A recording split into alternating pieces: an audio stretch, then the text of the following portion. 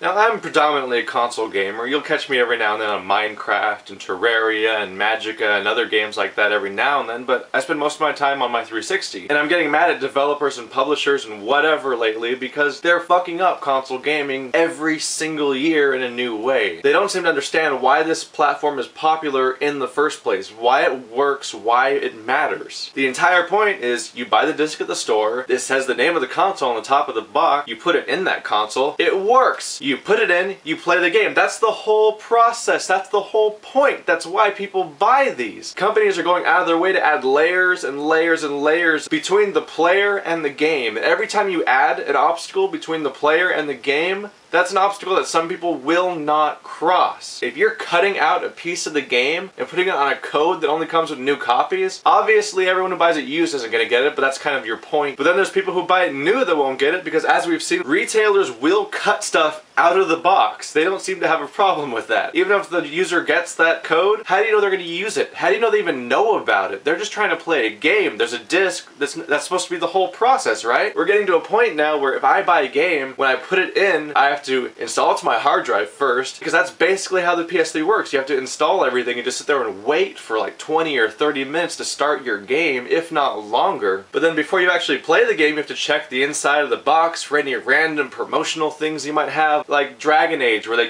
they get an entire character and mission set that you'll only get if you type in this code. Why isn't it on the disc? I don't know, because they're trying to make money here. That's not an excuse. Oh, developing games is getting way more expensive now. Well, yeah, but sales are also massive compared to what they used to be. Just look at how well Call of Duty is doing and Halo and stuff like that compared to the predecessors in that same series. And at the same time, they rose the retail price of these games by $10 this generation to account for this. There's no excuses here. Oh, it's to prevent used games. Do you know how many games became more popular as the series went on because people could play the earlier ones used? I mean, Crackdown 1 was practically a flop. It was basically the Halo 3 beta, but people bought it used after they heard about it, and then Crackdown 2 actually sold well because of that. Used games are not an excuse. Development budgets are not an excuse. This is publishers finding new ways to milk money out of the people who buy their games at all costs. They're not thinking about the customer anymore. They're not thinking about ease of use. They're not thinking about customer service. They're not thinking about what makes games fun. They're thinking about how to get more money out of you. That's not okay. And that's gotten to the point where they'll cut the development cycle of a game short in order to get it to you at a specific day that they heavily advertise. After all, why put a good budget into testing a game and making sure it works when you could just make a big dramatic CG trailer that has nothing to do with the fucking game? Hello, Dead Island. Dramatic, slow motion, really cool trailer. I love the trailer, but it has nothing to do with the game. And then when the game comes out, it's a glitchy, buggy mess that they're like, oh, don't worry, we'll patch it. That's